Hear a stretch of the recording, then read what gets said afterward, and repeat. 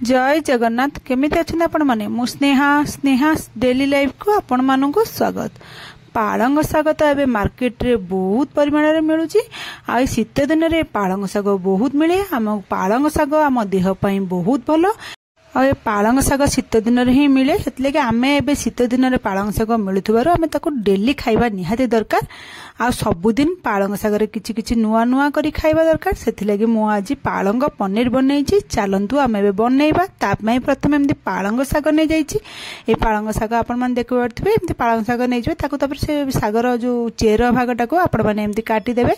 काटी कि चेरटाको फपाडी देबा। आउ तादरु जेति कि हमर जो थिबो शागरे अळिया जिंस माने अलगा पत्र उडाक कि घास थिबो ताको सब बाछि कि साइड कर देबे। आकु सब जांगो के एमति ये करी कि आमे बाछि देबा। देखि पारथिबे म एठी बाछि दउ सब देखि कि भलो भाबरे माने सेतरे किछि यदि थिबो आमे ताको काढी कि फपाडी देबा। आपण माने रेसिपी को बिल्कुल भी स्किप करंतु नहीं, आरंभ रु शेष जांक देखंतु देखंतु म केमिति करछि। स्किप करले मु जो सीक्रेट इंग्रेडिएंट ऐड करछि आपण माने देखि मिस कर देबे।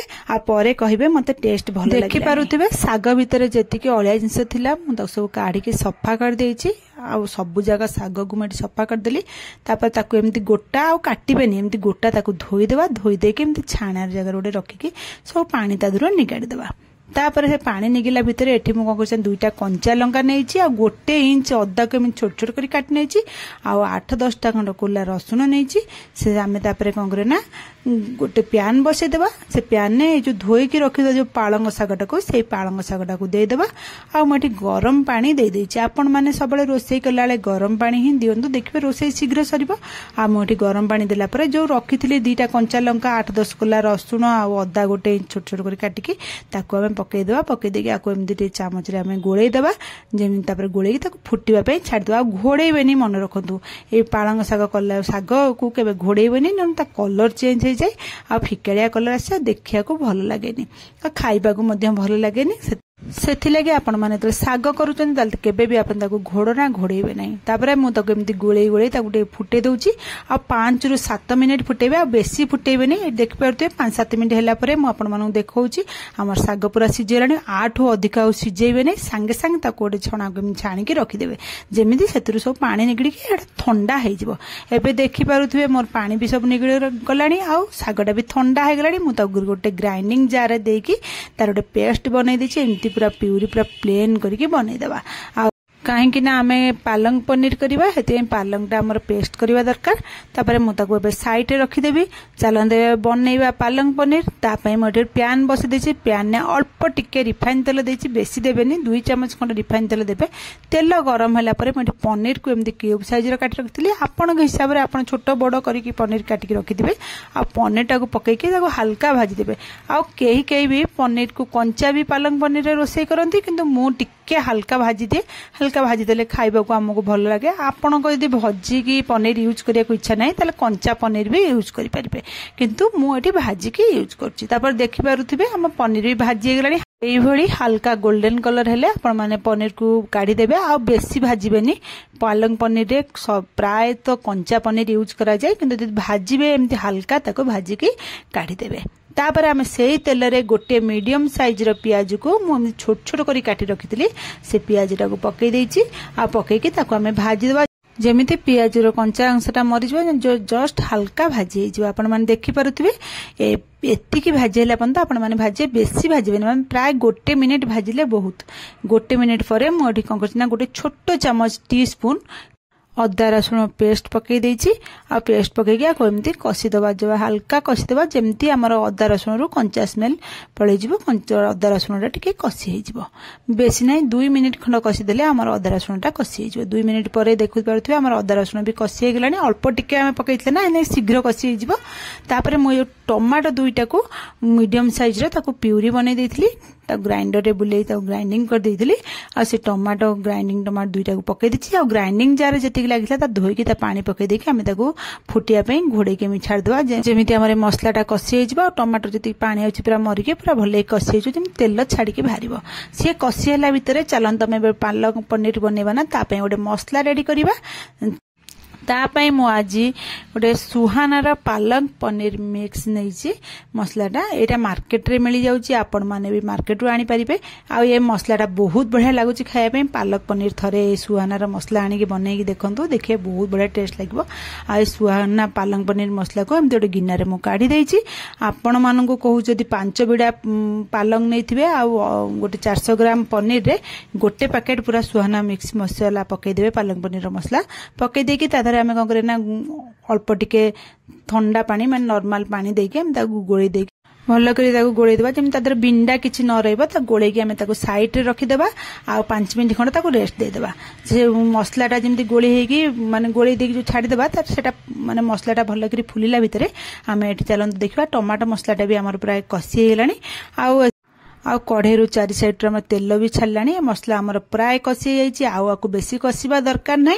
एबे आमे कौन करते ना से पालक जो सुहानार जो पालक पनीर मसलाटा जो रखिले गोलेकी पानी रे आमे से मसलाटा पकईदेवा पकईकी गोलेदेवा भल भाव में आ ये मसलाटा पकईकी आमे आ 5 मिनिट कषिबा जमीती आम पानी गुड़ा जो देखा पानी गुड़ा सुखीज मसलाटा जमी कषिला भाया सेमती आपण मैंने घोड़े कषिदे 5 मिनिट खंड 5 मिनिट खंड लगे कषियापी मीडियम फ्लेम रखिथे बेसी लो करें कि बेसी हाई करें मीडियम फ्लेम रखिकी आम एमती कषिबा आ मझिरे मझिरे गोलौथुबा गोला बंद करेंगे ना गोला बंद कले तल आमर लगी कहीं सुहाना पालक पनीर मसलाटा टिके लगी जाए आपण माने गोला जमा बंद करेंगे गोटे सेकेंड रे गोलौथुबे नले तल मसला पोड़ीज तापर आम देखिपे ये आमर मसलाटा ए कषि होगलानी पूरा कषि होगला ये ग्रीन मटर पकई देछि एठी मु पैकेट वाला जो मार्केट रे मिले जो ग्रीन मटरटा मु सेटा पकईछि आपण माने तो फ्रेश ग्रीन मटर मिललानी मार्केट रे आपण माने आनी फ्रेश ग्रीन मटर पकई परिबे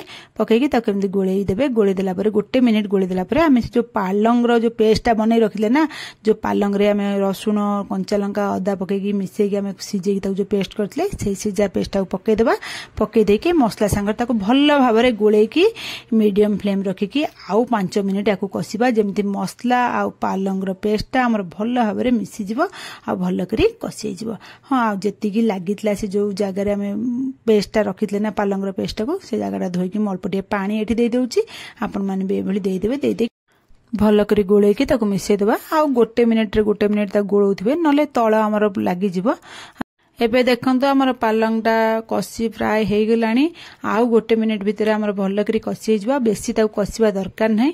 एबे देखि पारुथबे हम पालंग रे भी कलर भी चेंज हे गलानी हम पालंगटा पूरा कषि हे गलानी मसला सहित भल करी आउ आकु बेसी कषिबनी नले आरो कलर भी आउरी बेसी फेड हिजबा भल भी लागिबनी एति खेला बेलकु मु हेतरे कोन लूण पकई देछि स्वाद अनुसार जो पनीर को भाजिकी रखी ना से पनीर को पकईदेवा पकई देकी आम दुईटा को मिसई दबी भल कर जो पालंग सागर मिसेकी गोलेकी भल कर आ गोटे मिनिट खंड एमती गोलेकी कषिदेवा। आउ गोटे कथा मन रखु सुहाना पालक पनीर मिक्स रे लुण थाए आपण माने देखिकी लुण देबे नहले बेसी लुणिया हो आपण माने टेस्ट करके लुण देबे किंतु मते टे कम लागिला बोली मु टिके लुण पकईली आपण माने देखिकी लुण यूज करिवे।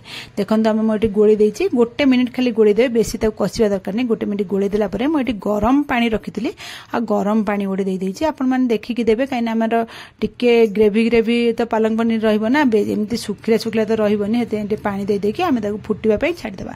आ सब बेले रोषेई कला गरम पानी ही दिंतु गरम पानी देले आम रोषेई शीघ्र सर आ गैस कम खर्च हम ताको पकईकी मु गोलैकी आ 5 मिनिट फुटे दउची 5 मिनिट भल भाव में फुटिया छाड़दा 5 मिनिट फुटला भितर एटी चलतु आमे पालक पनीर रे गोटे तड़का दबा आ ये तड़काटा आपण माने केबे स्किप करिबेनी ए तड़का ही देले हमर पालक पनीरटा खाइबा को बहुत बढ़िया टेस्ट लागो। तड़का पई मोटे पैन बसे देछि सेते अल्प टिके गोटे ड्रॉप खंड रिफाइन तेल पकईछि आ बटर गोटे बड़ खंड पकईछि काइना रिफाइन तेल न पकेले हम बटरटा पकेले बटरटा पोड़ी जिवो सेते मु रिफाइन तेल टिके पकईके बटर पकई देछि तापरे मडी 7-8 कोला रसुण को छोट छोट करी काटकथली आ 3-4टा खंड कंचा लंका को एमती फाळ करी काटी रखी ताको पकई देकी आमे लो फ्लेम गैस रखिकी ताको टिके भाजीबा जेमती हमर रसुणर कंचा स्मेल पळेबो हल्का गोल्डन कलर हेकी भाजी हो पूरा पुड़ीला भलिया भाजीबेनी।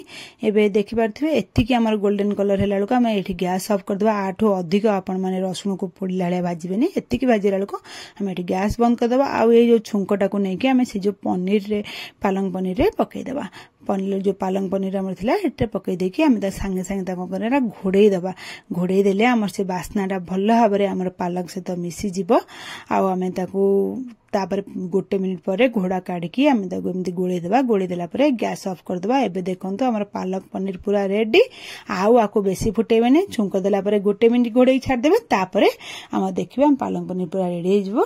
तापर मु एठी आपण मानको बाढ़ी की देखै दउची आपण माने देखि परथबे पालक पनीरटा देखिले ही जानि परथबे केते टेस्ट हेतिबो।